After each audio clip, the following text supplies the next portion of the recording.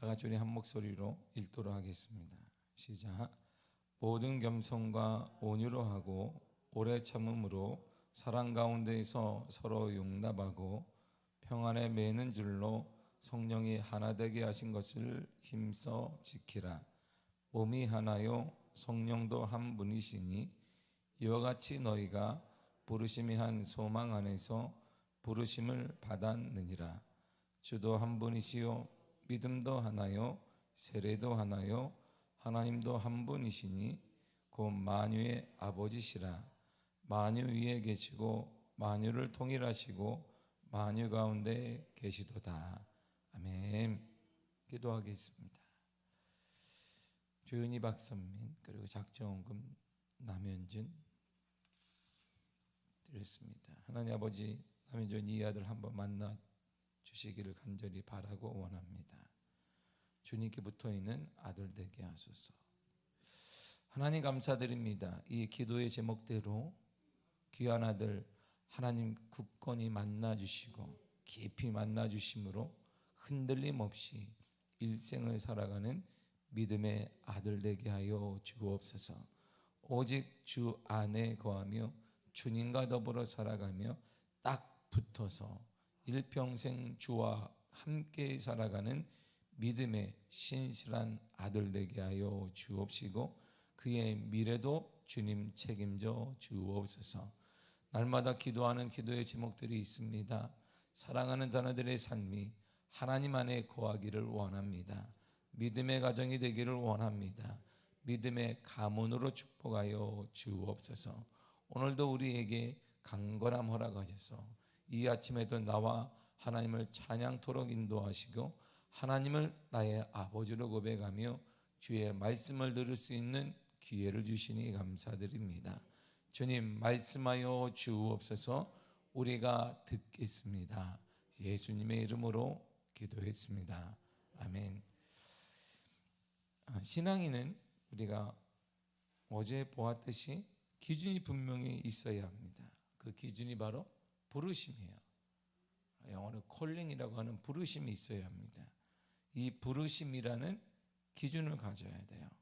이 부르심이라는 기준을 가지고 살다가 그리고 난 다음에 행해야 됩니다.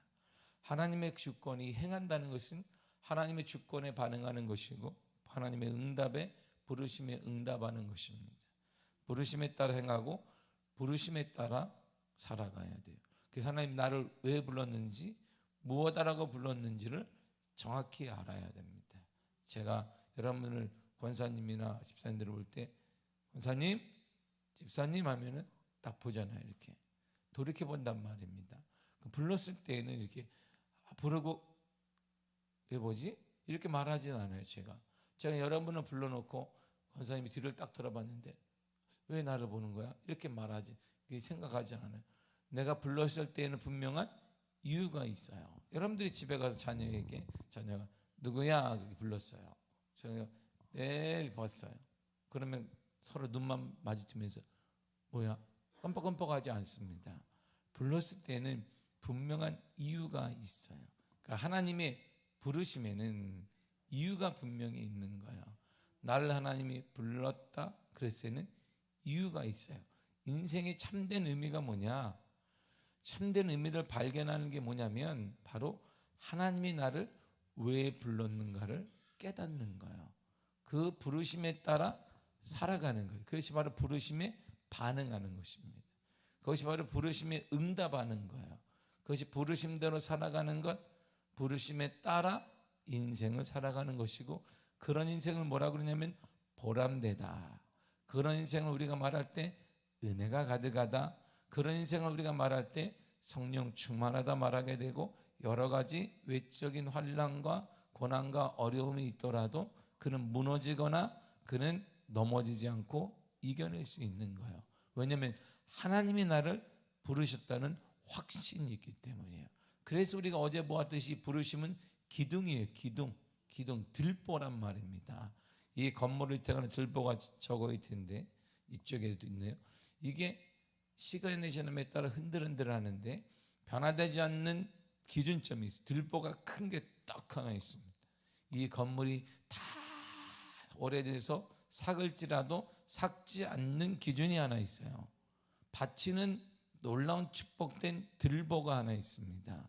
바로 그것이 부르심이에요. 부르심.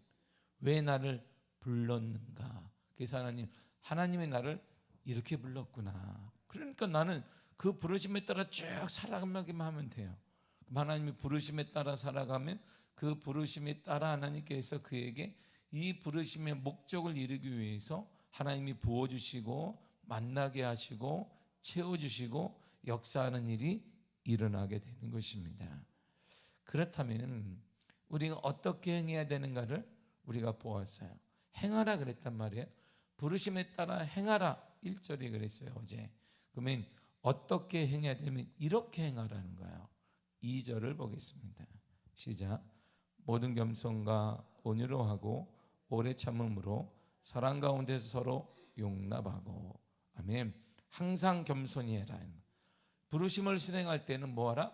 항상 겸손하게, 항상 온유함으로 부드러운 마음을 가지라 이런 말이에요. 부드러운 마음, 순종하라 이런 말입니다. 그리고 오래 참으라, 인내하라는 것입니다.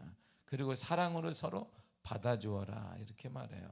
그리고 이 모든 것 위에 우리가 가장 중요한 게 하나 있습니다. 이 모든 겸손, 그다음에 부드러운 마음, 오래 참고 사랑 가운데 우리가 용서하고, 이것 위에 가장 중요한 게 뭐냐면 성령의 도움을 구하라는 거예요. 성령의 도움. 바로 이것이 3절입니다. 시작. 평안에 매는 줄로 성령이 하나 되게 하신 것을 힘써 지키라. 아멘. 우리는 성령의 끈으로 하나가 되었다는 거예요. 그 끈을 뭐라고 하냐? 평안이라고 말합니다. 성령이 우리를 꽉 우리가 하나 되게 만들었어요. 그 끈의 이름이 뭐냐 그러니까 평안이에요. 평안. 그러므로 우리는 모두 함께 평안해야 됩니다. 중요한 것은 함께 평안해. 나는 평안한데요. 근데 평안하다고 말하는 당신 때문에 불편한 사람이 많아요. 저는 괜찮습니다. 저는 뒤끝이 없는 사람. 그거 되게 나쁜 말이에요. 이게 저는 화를 확 내고 저는 뒤끝이 없습니다. 그게 정말 나쁜 말입니다, 여러분. 저 사람 뒤끝이 없대. 당신은 뒤끝이 없는지 모르지만 당신이 그것 때문에 상처받은 사람들은 여기 주위에 있어. 이게 늘상 사람들이 이게 핑계대는 말이에요. 저는 이렇게 화는 내지만 뒤끝 한번 내가 확 하지만 뒤끝이 없는 사람. 당신은 그런지 몰라. 근데 이미 상처받은 사람들은 어떻게 할 거야? 응? 이게 되게 이기적인 말이에요. 그래서 함께 평안해야 된단 말이에요. 평안은 모두 함께 서로 평안을 전하고 평안을 나누고 서로 평안해야 되는 것입니다. 그리고 평안으로 하나가 되도록 힘써 노력하라는 것. 자, 지키라는 건 노력해라 이런 말이에요. 평안은 거저 얻어지는 게 아니다. 성령 충만에 그냥 평안하다 이렇게 되는 게 아니라 노력해야 돼요. 이것은 반드시 가정의 평안을 위해서 뭐하라? 노력해야 되고, 구역에 우리 교회의 평안을 위해서 우리가 노력해야 되지 거저 얻어지는 게 아니에요. 이 평안은 그냥 내가 가만히 있으면 되지 뭐 다른 사람이 문제야 그렇게 말하는 당신이 문제야 그렇게 말하는. 평안은 얻어지는 게 아니에요. 그래서 뭐냐면 평안의 줄로 평안에 매는 줄로 성령이 하나 되기 것은 어떻게 지키라? 힘써 노력하라 이런 말이야. 노력해야 됩니다. 여러분의 가정이 평안하시기를 바랍니다. 우리 미래가 평안으로 뚫려지기를 바랍니다. 노력해야 돼요. 노력. 안 그러면 가만히 앉아서 되는 게 아니라 이런 말입니다. 노력하고 지켜내야 돼요. 우리 가정에 우리 교회의 평안의 공동체를 지켜내야 돼요. 그러한 공동체임을 잊지 말아야 됩니다. 우리가 그렇다면 왜 하나가 되어야 되는데요? 평안의 매너들로 우리가 왜 하나가 되라고 했는데 하나가 되어야 되는 이유를 성경이 이렇게 말해요. 4절에서 6절까지입니다. 시작. 몸이 하나요 성령도 한 분이시니 이와 같이 너희가 부르심의 한 소망 안에서 부르심을 받았느니라.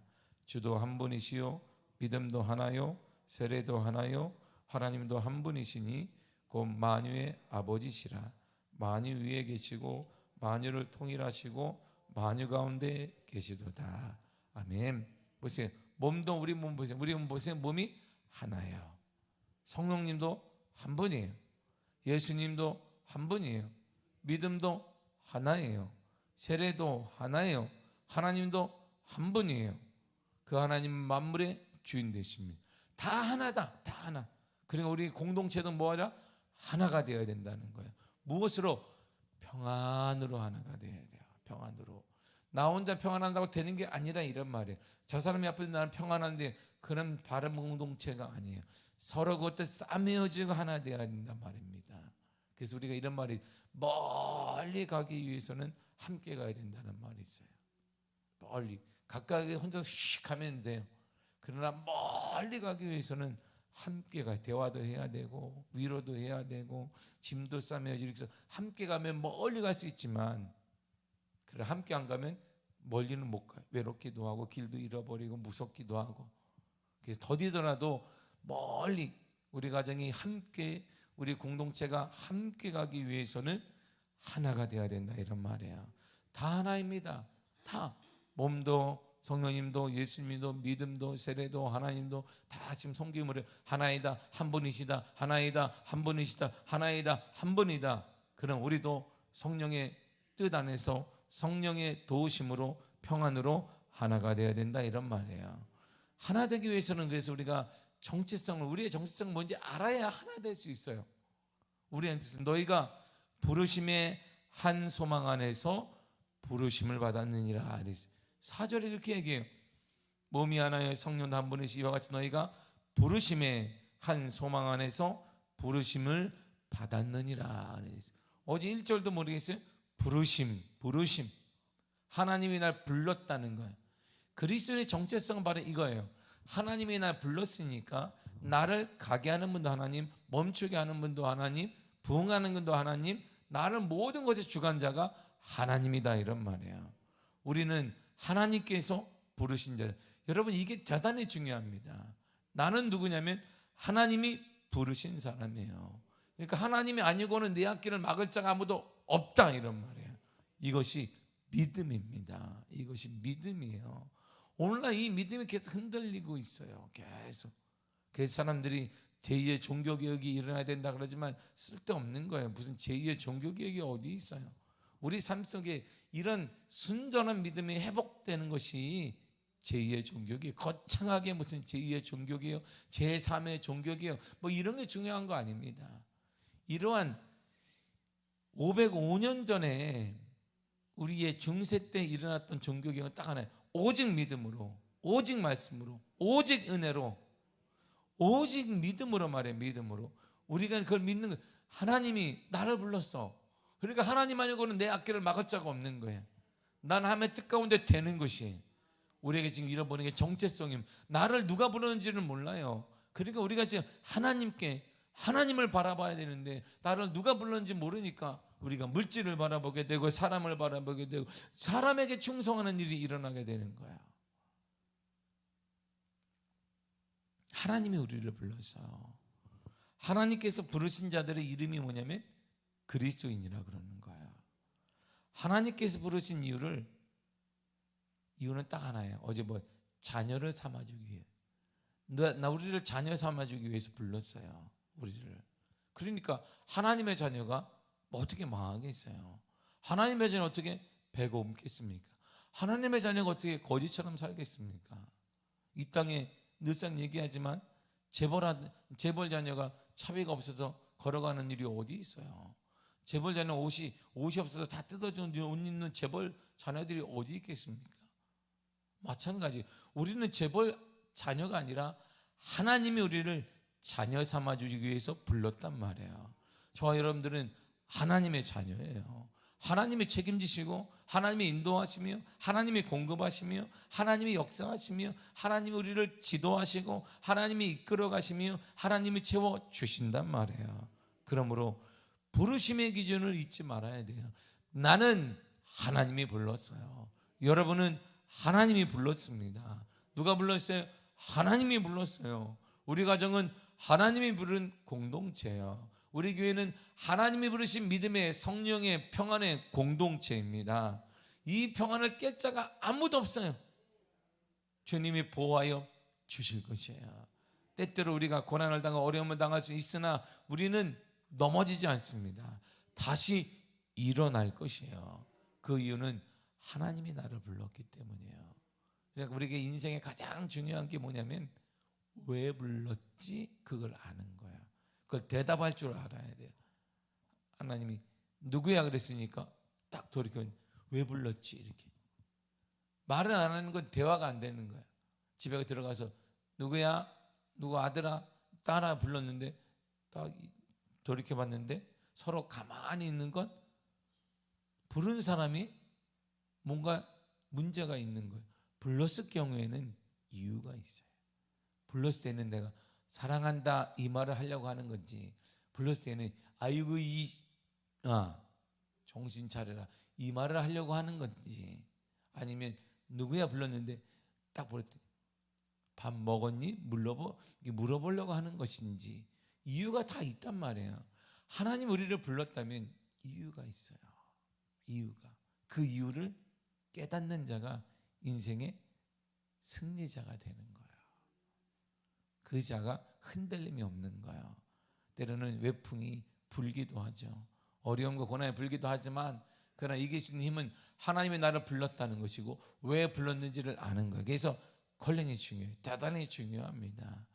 이 부르심에 따라 우리가 인생이 달라지고, 이 부르심 때문에 때로는 목회자가 되어지고, 이 부르심 때문에 사업가가 되어지고, 이 부르심 때문에 인생이 달라지게 되고, 내가 이렇게 살아야겠다는 각오도 하게 되고, 내가 이렇게 사는 것이 정말 행복하겠다는 행복감도 달라지게 되는 것입니다.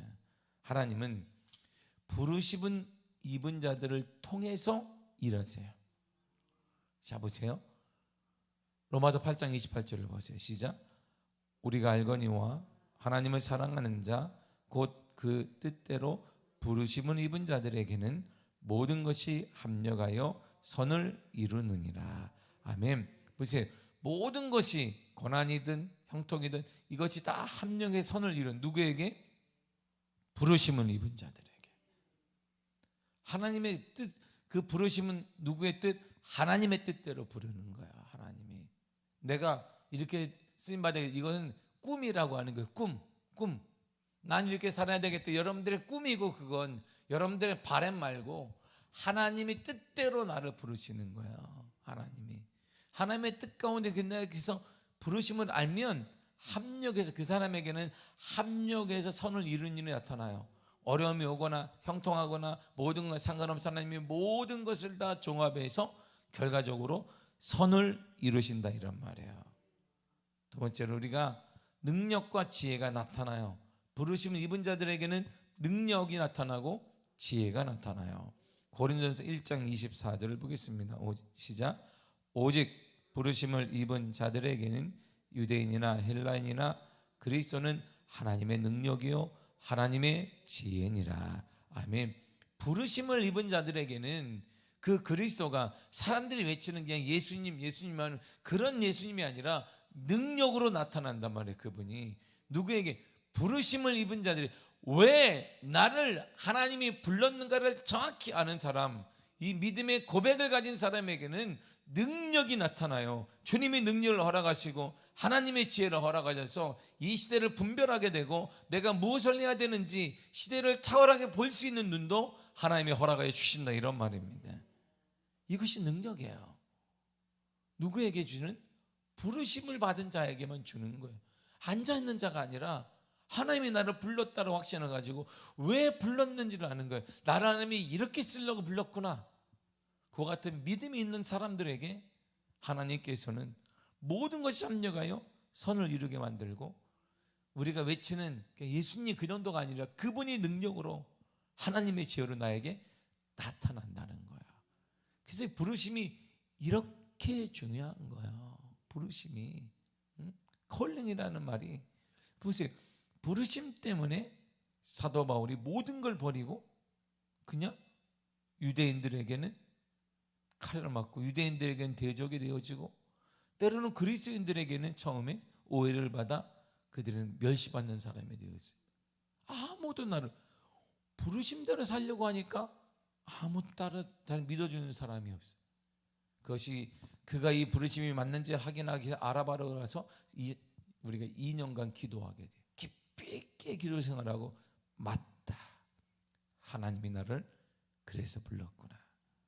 그걸 또 하나님은 아나니아에게 설명하잖아요. 그는 이방인들을 위해서 내가 불렀다라고 설명해.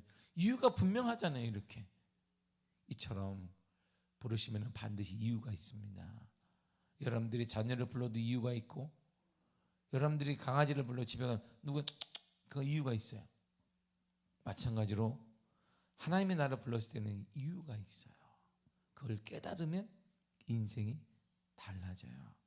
부르심을 입은 자는 매사 그래서 이렇게 생각하며 행동하게 돼요. 히브리 3장 1절입니다. 시작. 그러므로 함께 하늘에 부르심을 입은 거룩한 형제들아, 우리의 믿는 도리의 사도시며 대제사장이신 예수를 깊이 생각하라. 아멘. 부르심을 입은 자의 특징이 뭐냐면 예수님을 생각하는 거예요. 주님은 어떻게 했을까? 항상 이거예요. 주님은 어떻게 했을까? 이 어려운 가운데 주님은 어떻게 하셨을까? 이게 기준점이 돼요. 항상 벗어나지 않아요. 이 어려움 속에, 이 문제 가운데 주님은 어떻게 했을까? 주님이랑 어떻게 가능하셨을까? 주님이랑 어떻게 결론을 내리셨을까? 이걸 생각하는 거예요. 그러므로 부르심을 잊어버리면 안 돼요. 우리 인생에 가장 중요한 게 뭔데? 부르심이에요. 부르심. 오늘날 제가 이제 토요일 날 우리 교회 이제 강조사 보는 친구들이 면접을 와요. 6명이 면접 우리 교회 와요.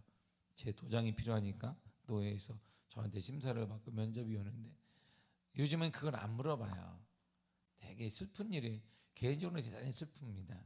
요즘 목회를 오래 한 제 친구들이나 선배들이 항상 하는 말, 되게 슬프다. 그 이유가 뭐냐면 콜링 받았습니까? 이 말을 물어볼 수가 없는 거예요.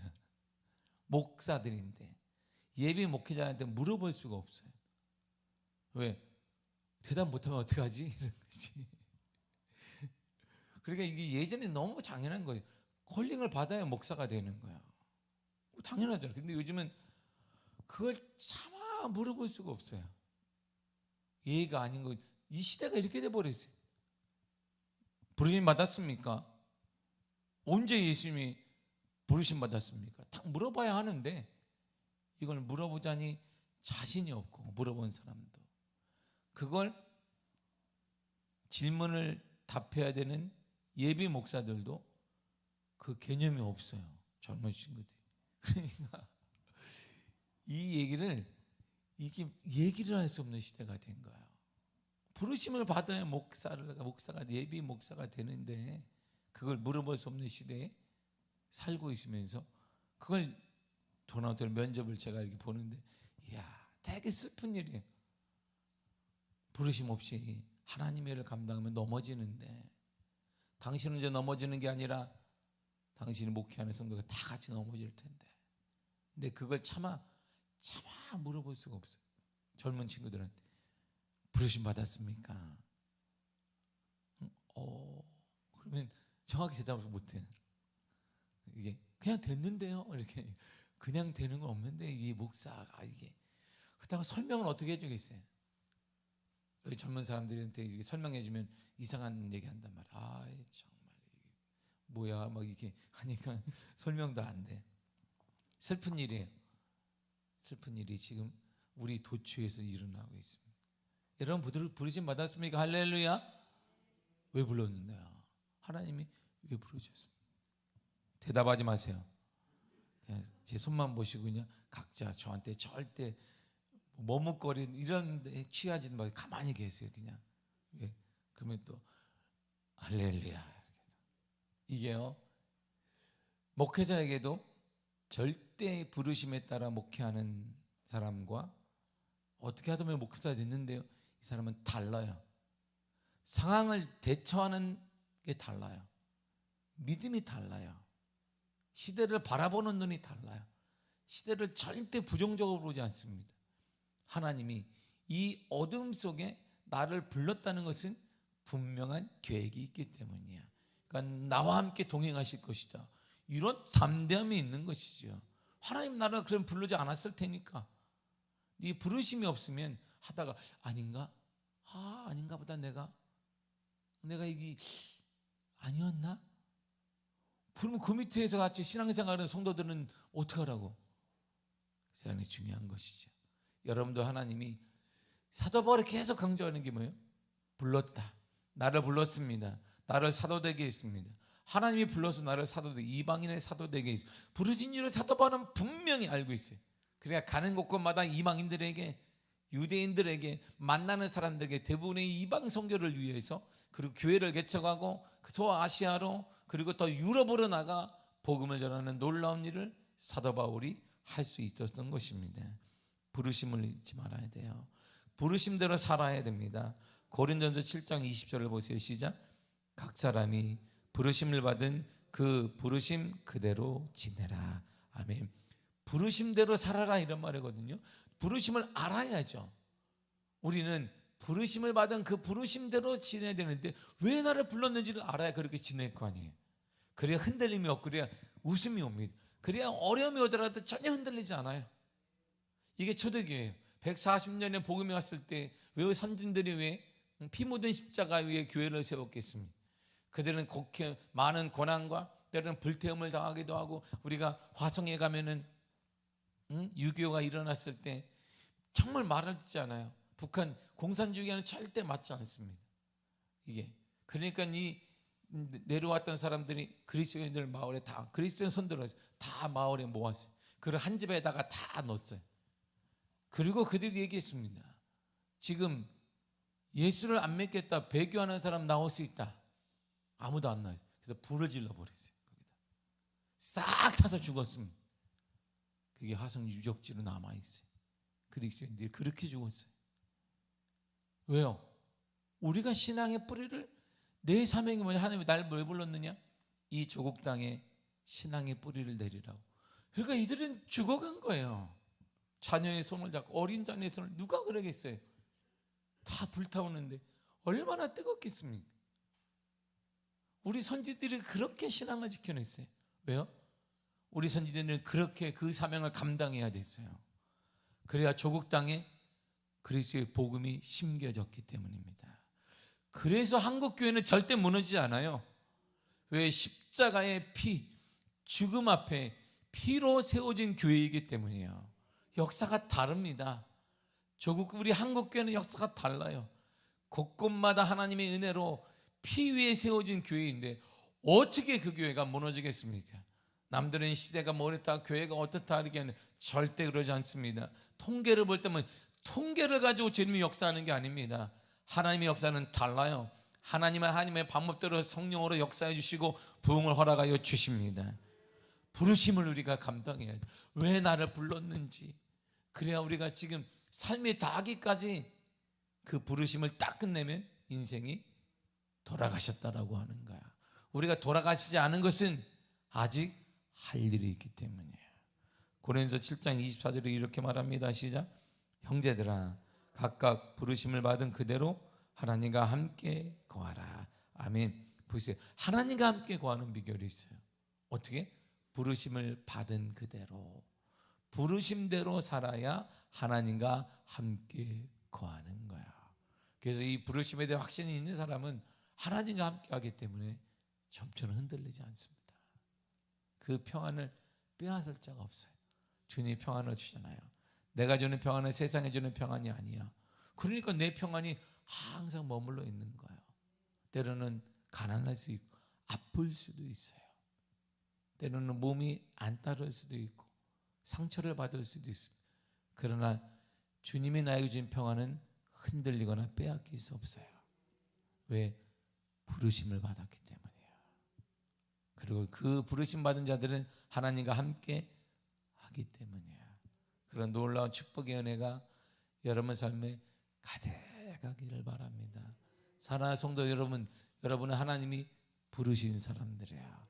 여러분은 하나님이 부르셔서 이 교회에 앉혀놓은 사람들입니다. 여러분을 통해 여러분들의 가정에 하나님의 은혜가 넘쳐나기를 바라고, 여러분들 통해 우리 미아교회에 놀라운 부흥 역사 일어나기를 바라고, 여러분 통해 우리 미아교회가 이 지역과 서울을 섬기는 복된 교회가 될 줄 믿습니다. 기도하겠습니다. 하나님 감사드립니다. 우리를